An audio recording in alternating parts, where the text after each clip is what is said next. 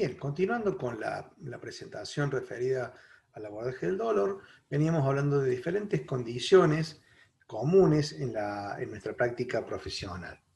Y la otra, la cual quería conversar, era una de las patologías o de los procesos dolorosos o los diferentes síndromes que con mayor frecuencia ustedes van a ver, que es lo que se denomina el síndrome espondilio-reflejo. ¿Qué es el síndrome espondilio-reflejo? Recuerden, tiene que ver en realidad, cuando hablamos de espóndilo, hablamos de cuerpo vertebral, ¿sí? Generalmente son aquellos síndromes en los cuales nos abocamos fundamentalmente es en todo lo que es el comportamiento de nuestra columna, en este caso nuestra columna vertebral, ¿no es cierto?, en lo que hace a las diferentes articulaciones que existen en nuestra columna. Recuerden que las articulaciones vertebrales, si ustedes se recuerdan rápidamente, hay articulaciones entre cuerpos vertebrales, entre facetas articulares.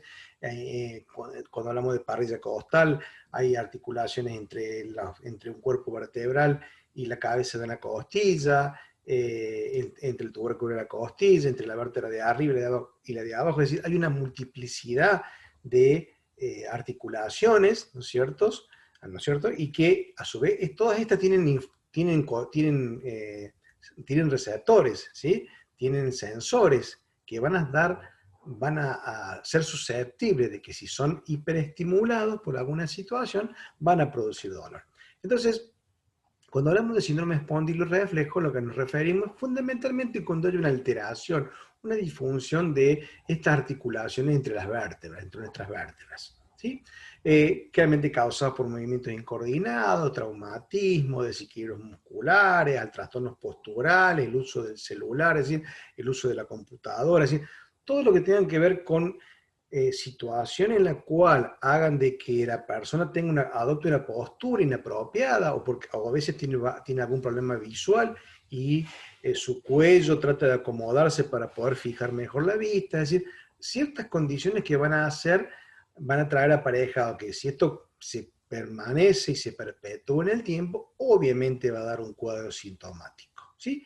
Eso puede afectar obviamente desde alteraciones en cuanto al riego sanguíneo, ¿no es cierto? Y en cuanto también a que al haber un tiempo exagerado en esa mala posición, va a facilitar a que aparezcan deformidades de tipo crónicas y en algunos casos desgastes y procesos artrósicos, digamos, que se van a generar con el correr del tiempo, ¿no?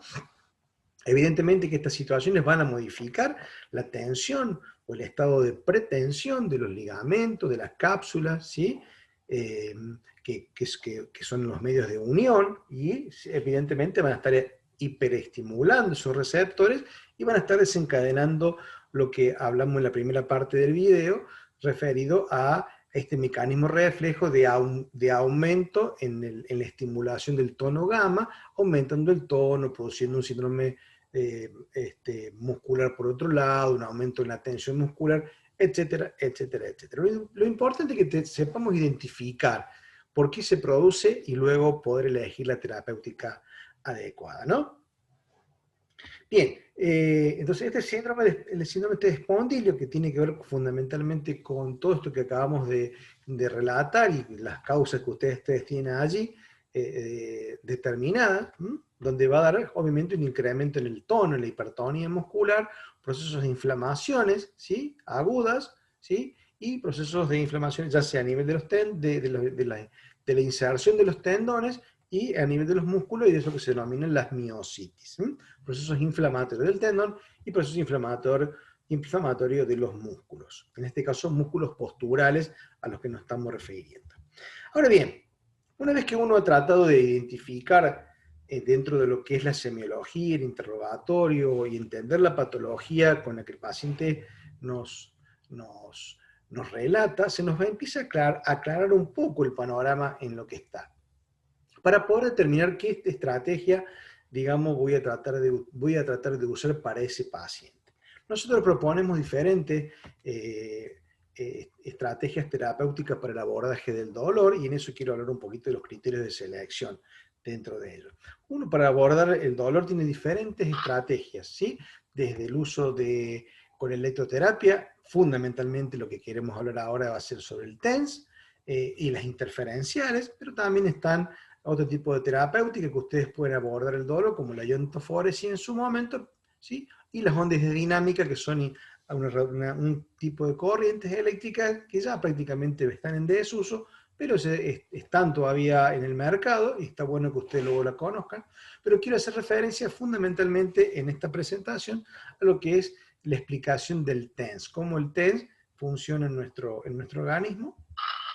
El láser también es que lo vamos a ver más adelante, como otro elemento para ser muy selectivo en el tema del dolor, y la termoterapia, que ustedes, como ya vieron anteriormente, el ultrasonido de 1 y 3 MHz, fundamentalmente por la acción que tenían en relación a lo que hacían al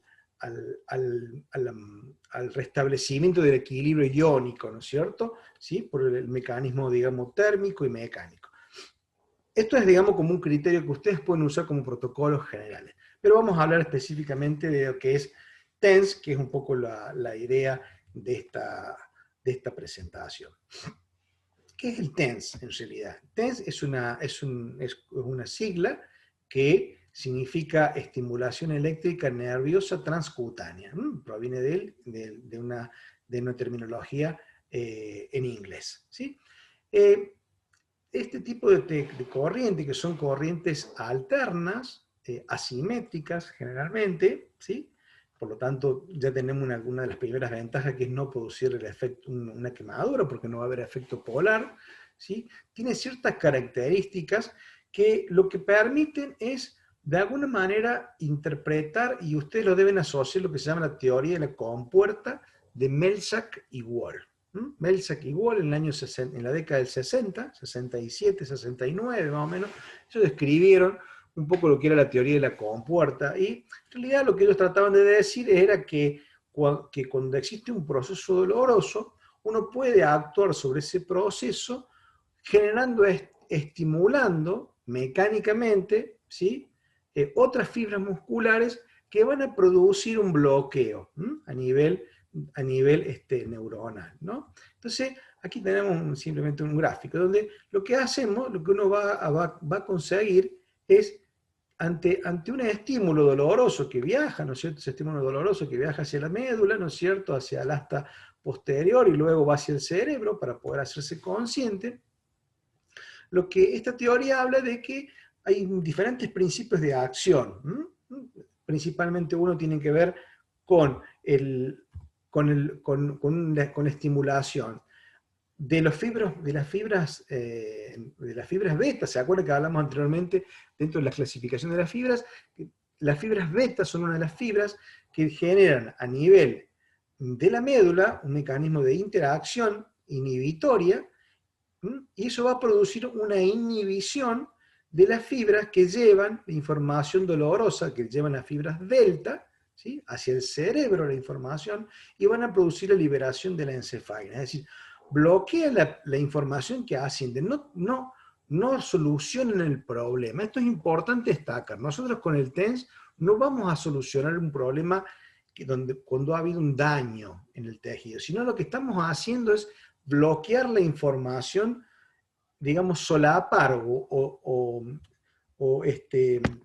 tapar la información, o evitar que la información se siga propagando hacia el cerebro, cuya vía, digamos, estamos modificando o estamos bloqueando la vía sensitiva hacia el cerebro. Estamos trabajando sobre la percepción del dolor, no estamos trabajando sobre la patología en sí. Mientras tanto, obviamente que nos permite trabajar de manera con otros agentes para recuperar, ¿no es cierto?, en un proceso que a lo mejor tiene que cursar con dolor. O sea, es obvio, el dolor, recordemos que no es algo que sea malo, simplemente que hay que tratar de reducirlo, controlarlo, y de alguna manera que el paciente mejore su sintomatología o su percepción del dolor. Es importante porque el organismo está preparado, el cerebro no desea sentir dolor, entonces va a buscar mecanismos de compensación de alguna manera.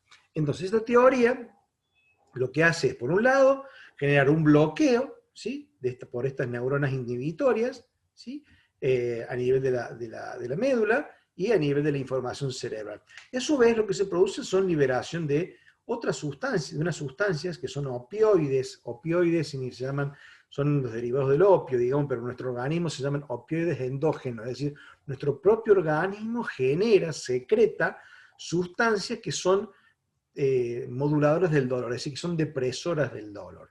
Una de ellas es las encefalinas. La otra teoría, siempre estamos hablando de la teoría de compuerta de Melzack y Wall, lo que hace es que también lo que produciría es una estimulación a nivel mesencefálica, es decir, un poco ya más arriba, ya no es a nivel medular solamente, sino a nivel más mesencefálica. Y va a producir la liberación, ¿no es cierto?, de otras sustancias, además de las encefalinas, como la noradrenalina y la serotonina, que son, a su vez, sustancias que son vasodilatadoras y que también actúan de una manera secundaria en el abordaje del dolor. Y otra de las teorías que también se sostienen es que lo que hace la estimulación de estas fibras y de estos mecanorreceptores externos que están a nivel de la piel, justamente, que lo que hacemos es bloquear a través de estas fibras, ¿sí?, ya más a nivel hipofisario. Esto generalmente se da con estímulos intensos, ¿sí?, con lo que se llama el test de aplicación de hiperexcitación. Esto produce generalmente una liberación de endorfinas, produce una liberación del cortisol, que el cortisol tiene, entre otros efectos, digamos a corto plazo, como un efecto antiinflamatorio. Si el cortisol se mantiene durante mucho tiempo, tiene un efecto negativo para nuestro organismo, ¿sí? Pero de manera a corto plazo son generalmente antiinflamatorios. Y también ayudan a disminuir la síntesis de las prostaglandinas. Las prostaglandinas son sustancias que son productoras de los procesos dolorosos, ¿sí? Entonces, resumiendo, lo que hace la teoría de la compuerta, lo que explica la teoría de la compuerta, que se sustenta en la aplicación del TENS, es estimular externamente, mediante mecanorreceptores que tenemos en la piel, diferentes, con un impulso de ciertas características que lo hacen totalmente diferente a los otros estímulos eléctricos que ustedes han visto anteriormente y que van a ver a futuro, lo que permite es estimular esas fibras, generar una estimulación de esas fibras para bloquear, ¿no es cierto?, por mecanismo de interneurona, de bloqueo inhibitorio, ¿sí?, de la información que viaja hacia el cerebro como información dolorosa, y a su vez descargar en el torrente sanguíneo opioides endógenos, como dijimos las encefalinas, las endorfinas, ¿sí?, y el cortisol y en otros casos, ¿sí? Esto es fundamentalmente el mecanismo de acción que lo hace al TENS con ciertas características eléctricas de gran utilidad. Hay en realidad diferentes formas de aplicación. Yo les voy a señalar las tres. En realidad hay no menos de 4 o 5, ¿sí? Las más comunes que tenemos son el modo de emisión convencional, que se llama, el modo de baja frecuencia o modulado, el modo de ensalvas, está un modo más que no está agregado ahí, que es un modo de hiperexcitación o hiperestimulación, generalmente se da en aplicaciones de periodos muy cortos, ¿sí? Y de hiperexcitación no es lo que habitualmente vayamos a usar, por eso quiero proponerles este esquema, que ustedes luego lo van a ver en los prácticos. En modo convencional, lo que se produce, lo que ustedes van a ver en el equipo, que ustedes pueden graduar la intensidad en miliamperes, como ya lo sabemos, nos va a permitir graduar la frecuencia, ¿sí?, la cantidad de pulsos por segundo, y el ancho de pulso, ¿sí? Lo que a ustedes les va a interesar siempre es esto que ustedes ven al final como intensidad, la intensidad que el paciente va a percibir. En el modo convencional se va a digitar el equipo aproximadamente en rangos de 40 a 120 pulsos por segundo, con un ancho de pulso entre 40 a 150 microsegundos, lo que ustedes ven ahí son microsegundos, y lo que a usted le interesa es que el paciente debe sentir como sensación de pequeños adormecimiento, como alfilercito, algo muy suave, como un adormecimiento debajo de los electrodos. Cuando hablamos de una aplicación de baja frecuencia, o también se lo denomina modulado, ¿sí?, se utilizan pocos pulsos, hasta 10 pulsos, es decir, menos de 10 pulsos, con un ancho de pulso de 150 microsegundos aproximadamente, y lo que ustedes van a ver es una contracción muscular, ¿sí? Similar a lo que ustedes veían anteriormente, no con la misma intensidad de una corriente rusa o de una corriente interferencial, para nada, es una leve contracción, porque recuerden que no estamos estimulando el músculo en sí para generar una acción sobre la fibra muscular, estamos estimulando una fibra y un receptor cutáneo, un receptor y una fibra de conducción nerviosa que nos va a bloquear. No nos interesa aquí el fenómeno de contracción muscular per se, como si estuviéramos trabajando en músculo. Y la otra modalidad, el modo en salva, es decir, descargas salva o burst, son descargas de pulsos, ¿no es cierto?, de 80 a 120 pulsos por segundo, con un ancho de pulso en este rango, y lo que ustedes van a ver como una contracción rítmica, ¿no es cierto?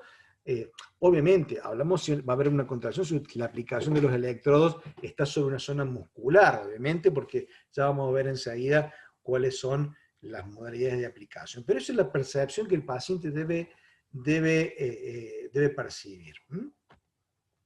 La submotora o parestesia, en el caso de la alta frecuencia o convencional, contracción visible para el caso de la modalidad de baja o modulada, ¿sí? En forma de burst, contracción rítmica visible. También es importante, ahí me olvidaba decirles algo interesante, que el modo de baja o de baja emisión, o de baja frecuencia o modulado, generalmente es el mismo que ustedes pueden utilizar como electropuntura, es decir, usted se puede colocar los electrodos que van a ver en los prácticos, pero también pueden aplicarse a través de las agujas de acupuntura, colocándole los terminales específicos para esas agujas y hacer circular una corriente de este tipo para tratamiento del dolor, como en el uso del abordaje de la acupuntura, ¿sí? O que en realidad se denomina electropuntura.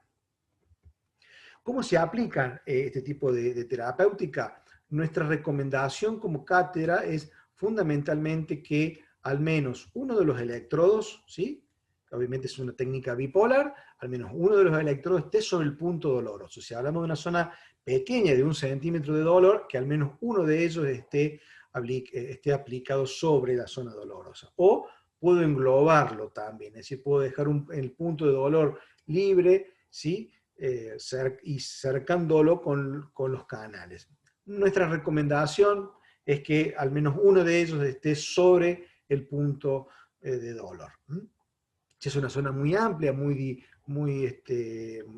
difusa o de gran trayectoria, vamos a utilizar pares de electrodos, es decir, vamos a usar más de un canal y poder estimular en los diferentes puntos de mayor aparición de estos puntos gatillo, puntos dolorosos, la colocación de estos electrodos que permiten estimular, ¿no es cierto?, este sector. Es decir, yo puedo colocarlo directamente o englobándolo, o siguiendo un trayecto. También podría, si fuera un dolor de tipo dermatomal, es decir, un dolor como si fuera un dolor irradiado, como el dolor producido por una lumbalgia, una lumbociatalgia o una cervicobraquialgia, podría colocar los electrodos de manera tal en las zonas de emergencia de los nervios, que vayan a actuar para ayudar también a bloquear esa percepción o esa sensación del dolor. El test de alta frecuencia, si lo colocamos podemos colocarlo de esta manera, como les acabo de decir. En el de baja frecuencia puede colocar, se elige preferentemente para los casos donde queremos actuar a nivel dermatomal. Sería el caso típico que les acabo de decir, con un dolor de tipo irradiado. Es decir, cuando va a tomar segmentariamente, ¿sí?, un área que está relacionada al dolor con alguna metámera, ¿no es cierto?, de nuestra columna vertebral. Con respecto al modo en salvas o en bursts, que hablamos anteriormente, pueden usarlos en cualquiera de las modalidades anteriormente descritas. También existen una aplicación de test sobre los puntos gatillos, ¿sí?, que no tienen que ver en sí con el punto doloroso puntual en ese sector, sino como vimos anteriormente, que había ciertos puntos gatillos que tenían relación con diferentes sectores, ¿sí?, donde hay dolor, pero que en realidad el dolor no se corresponde con una lesión anatómica de ese sector, sino que corresponde con un sector, por ejemplo, que puede ser de la columna vertebral, ¿sí? Lo vimos anteriormente en el diagrama de Kellgren, lo vimos anteriormente, donde ustedes pueden ver allí, trabajando con TENS, ¿sí? Cuando hablamos de puntos gatillos, usar ese tipo de técnica. Como así también pueden agregarle a ustedes el uso de la acupuntura con este tipo de terapéutica. Es sumamente difundida, este tipo de tratamiento es eficaz, hay bastante material bibliográfico. Yo le voy a colocar también algunos artículos de interés para que ustedes vean la aplicación que tiene este tipo de terapéutica y la gran utilidad, y es un equipo de fisioterapia de mucha utilidad y prácticamente de uso diario con nuestros pacientes que acuden a nuestra consulta terapéutica.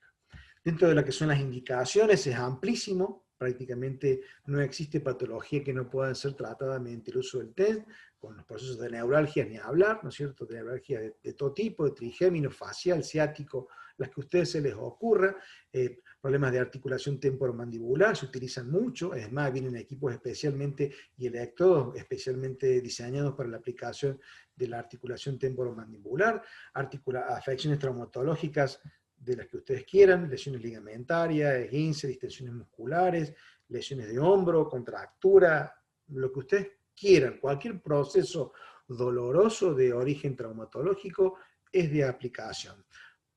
De los postoperatorios, inmediatamente, es decir, no hay ningún inconveniente, ustedes, el paciente puede estar saliendo de la cirugía y ustedes a la hora, a los minutos, puede estarle colocando el TENS. O sea, tiene una gran aplicabilidad, ¿sí? Tiene una gran utilización porque prácticamente no tiene efectos colaterales y no tienen efectos nocivos. Al contrario, se actúa por su principio terapéutico, ¿sí? No va a producir una alteración en el metabolismo, por lo tanto no va a afectar no va a afectar el normal proceso de curación de un tejido. Entonces prácticamente lo hacen elegible en cualquier tipo de proceso doloroso que el paciente tenga de cualquier índole. Incluso el dolor de origen neoplásico por cáncer. O sea, también podemos tratar a pacientes que tengan cáncer, ¿sí? O que su dolor sea de origen carcino, de un cáncer o de una metástasis. Ustedes pueden tratarlo con el uso del TENS sin ningún tipo de inconveniente. Es una de las pocas terapias que podemos usar con nuestros pacientes desde el punto de vista de la electroterapia para no producir daño. Tiene una serie de ventajas, fundamentalmente que evita la vía digestiva, es decir, todo lo que son los antiinflamatorios o analgésicos que tienen que ser aplicados, donde el paciente puede tener efectos colaterales o puede producir trastornos en la coagulación, que es una de las cosas que trae aparejado cuando hay una ingesta muy prolongada de antiinflamatorios. También nos sirve cuando hay inadecuado resultado con otras técnicas analgésicas o anestésicas o quirúrgicas para aliviar el dolor, ¿sí? Por ejemplo, hay cirugías de columna que son recidivantes, que el paciente no mejora. Bueno, el uso del TENS de una manera adecuada y entrenándolo al paciente para que lo utilice, puede ayudar a mejorar de una manera conservativa, ¿sí? En estos casos, tratamientos prolongados, porque la aplicación hace de que ustedes van a ver que se aplica durante mucho tiempo, no es algo de pocos minutos, sino que debe aplicarse a veces desde una sesión puede durar desde 25 o 30 minutos o aplicaciones prácticamente de horas, donde el paciente generalmente utiliza un equipo portátil para usarlo en su casa, ¿no es cierto? Ya que se necesitan a veces para poder bloquear ese dolor que tiene el paciente de manera crónica, se necesita una estimulación prácticamente constante. O sea, no solucionamos el problema doloroso con una aplicación única de 30 minutos en la mayoría de los casos. No. Hay casos donde realmente se necesita que el paciente tenga mucho tiempo este tipo de equipamiento para que sea eficaz el abordaje del dolor.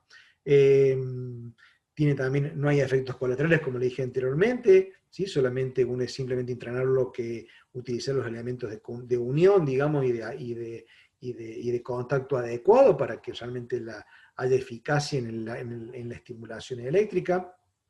Lo pueden utilizar solo o como complementario de otras terapias, incluso conjuntamente, ¿sí? Ustedes pueden utilizar el TENS con otros agentes terapéuticos que no sean eléctricos, fundamentalmente, es decir, que no hacer, por ejemplo, TENS y iontoforesis a la vez, ¿no es cierto? Eso sería totalmente un error, pero uno podría utilizar el TENS con campo magnético, como vamos a ver más adelante, o podría usar con otro tipo de terapéutica de manera constante. También el hecho de que su dosificación no sea crítica, es decir, no hay efectos donde que podamos producir daño con el TENS, lo hacen elegible. No hay prácticamente efectos colaterales, no se han reportado efectos colaterales en cuanto a lo que es acostumbramiento a este tipo de terapéutica. Y la disponibilidad que me olvidaba anteriormente, que es la disponibilidad inmediata y continua, digamos, que nos permite el uso de este tipo de equipamiento, también lo hacen elegibles, ¿no? O sea, tiene una serie de elementos que realmente son superadores a otras técnicas. En cuanto a las contraindicaciones, son muy pocas, vamos a reportar fundamentalmente, obviamente, la aplicación si un paciente tiene marcapasos, para evitar algún tipo de conflicto con el circuito en sí del marcapaso, aunque hoy en día los equipos de marcapasos ya prácticamente los hacen que son blindados, por lo tanto prácticamente no son susceptibles a corrientes de este tipo, pero por cuestiones de precaución lo vamos a tratar de evitar. No aplicar el TENS en la zona anterior del cuello, fundamentalmente, porque allí hay varios receptores que pueden modificar, ¿no es cierto?, la presión arterial, más si es un paciente que sea un hipertenso. Fíjense, prácticamente las contraindicaciones son muy escasas, y obviamente si hay hemorragias y ustedes van a aplicar una modalidad de burst o modo en salos, donde va a haber un estímulo eléctrico, perdón, un estímulo que va a haber una movilización muscular, obviamente puedo aumentar la hemorragia. Pero de ahí más prácticamente, como ustedes ven, no existen contraindicaciones que hagan que pueda producir daño. O sea, que lo hacen realmente de un equipamiento sumamente elegible en nuestro abordaje terapéutico. Bien, en los prácticos ustedes van a ver algunos ejemplos, van a ver los electrodos, diferentes tipos de electrodos, autoadhesivos, no, simples, van a ver las diferentes modalidades de emisión. Van a ver también un pequeño un refuerzo a esto que les acabo de mostrar en cuanto al manejo y en cuanto a los parámetros que les acabo de señalar anteriormente.